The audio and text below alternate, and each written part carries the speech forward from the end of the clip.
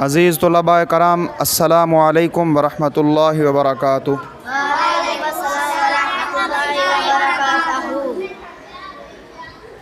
अज़ीज़ तलबा कराम, पिछले सबक में हमने मखारिज हुरूफ में से हुरूफ हल्की के बारे में सबक पढ़ा था कि हुरूफ हल्की 6 हैं। हुरूफ हल्की कितने हैं? 6। कौन कौन से हुरूफ हल्की हैं?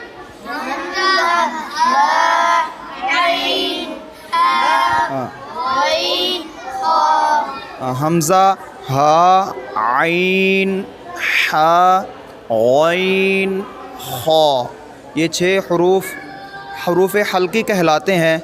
इनके मखरज हमने पढ़े थे कि इनको हम कहाँ से अदा करें। आज के सबक में इंशाअल्लाह हम नरम आवाज़ वाले हुरूफ के बारे में पढ़ेंगे इंशाअल्लाह। हाँ, नरम आवाज़ वाले हुरूफ जो हैं, यानी आवाज़ जिनकी नरम होती है, वो 3 है। नरम आवाज़ वाले हुरूफ 3 है। नरम आवाज़ वाले हुरूफ कितने हैं? बोलें। 3। हाँ, नरम आवाज़ वाले हुरूफ 3 है।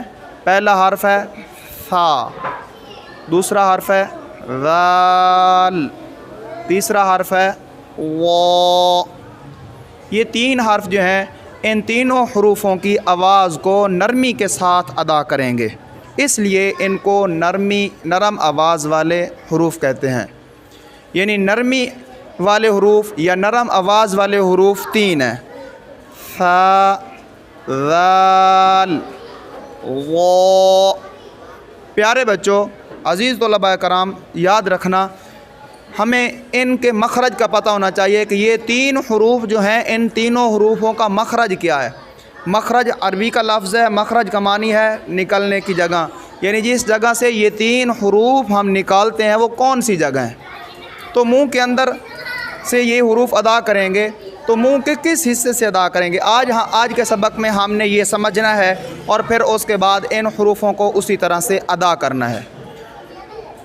सा, ज़ाल, वो, इनका मखरज है, तवज्जो करना, इनका मखरज है ज़ुबान का सिरा, ऊपर वाले दांतों का अंदरूनी किनारा। यानी ज़ुबान का सिरा जो होगा वो ऊपर वाले दांतों के अंदरूनी किनारे से, एक है दांतों की जड़, एक है दांतों का अंदरूनी किनारा। तो ऊपर वाले दांतों के अंदरूनी किनारे पर ज़बान का सिरा रख कर इन तीनों हुरूफों को हम अदा करेंगे तो फिर सही अदा होगा। अगर हम अपनी मर्ज़ी से ऐसे बोल देंगे, ऐसे पढ़ देंगे, तो फिर ये सही अदा नहीं होगा। तो ज़ुबान का सिरा, ऊपर वाले दांतों का अंदरूनी किनारा, ये इन तीनों हुरूफों का मखरज है। दोबारा सुनना सबक, यानी दांत, ऊपर वाले दांतों के अंदरूनी किनारे पर ज़ुबान का सिरा रख कर पढ़ेंगे। सा, पढ़ें। ज़ाल, वो। हाँ, आगे वाले सबक में पढ़ते हैं सीटी की सी आवाज़ वाले हुरूफ, यानी वो हुरूफ जिनमें सीटी सी आवाज़ निकलती है, सीटी निकलती है। जैसे सीटी निकालते हैं तो सीटी सी आवाज़ महसूस होती है। तो ये 3 हुरूफ हैं जिनके अंदर सीटी निकलती है, सीटी सी आवाज़ पैदा होती है।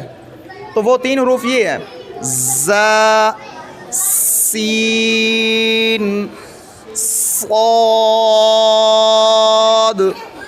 ये देखना, ये 3 हुरूफ ऐसे हैं जिनको पढ़ते हुए मुंह से सीटी की आवाज़ निकलती है। तो इनको सही पढ़ने के लिए इनके मखरज का समझना और याद करना ज़रूरी है।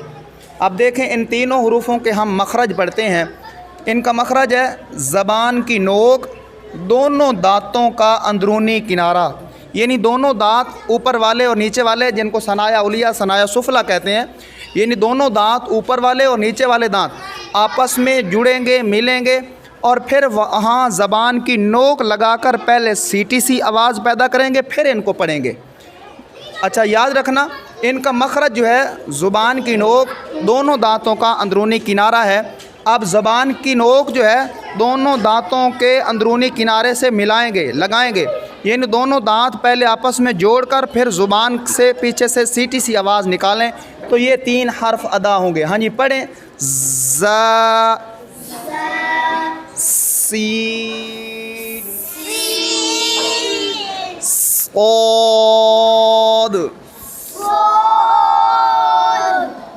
عزیز طلباء کرام، الحمدللہ آج ہم نے مخارج حروف میں سے 6 حروف ایسے ہیں جن کو ہم نے پڑھا. پچھلے سبق میں ہم نے حروف حلقی کے بارے میں پڑھا. آج کے سبق میں ہم نرم آواز والے حروف اور سیٹی کسی آواز والے حروف کے مخرج کو پڑھا.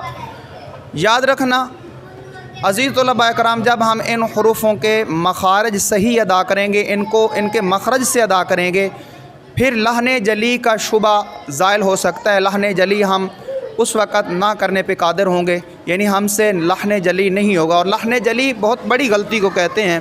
لحن جلی ایک ایسی غلطی ہے جس کے صحیح کرنے پر بہت بڑا اجر ہے اور غلطی کرنے پر بہت بڑا گناہ بھی ہے. لحن جلی سے صرف لفظ غلط نہیں ہوتا بلکہ لفظ کے معنی پہ بھی اثر پڑتا ہے. جب معنی غلط ہوگا تو پھر خود بخود اس کا مفہوم بھی غلط ہو جائے گا. لہٰذا اللہ تعالیٰ سے دعا ہے اللہ تعالیٰ ہمیں اپنے قرآن مقدس کو سیکھ کر سمجھ کر پھر اس کے اوپر عمل کرنے کی توفیق نصیب فرمائے. وما علینا الا البلاغ.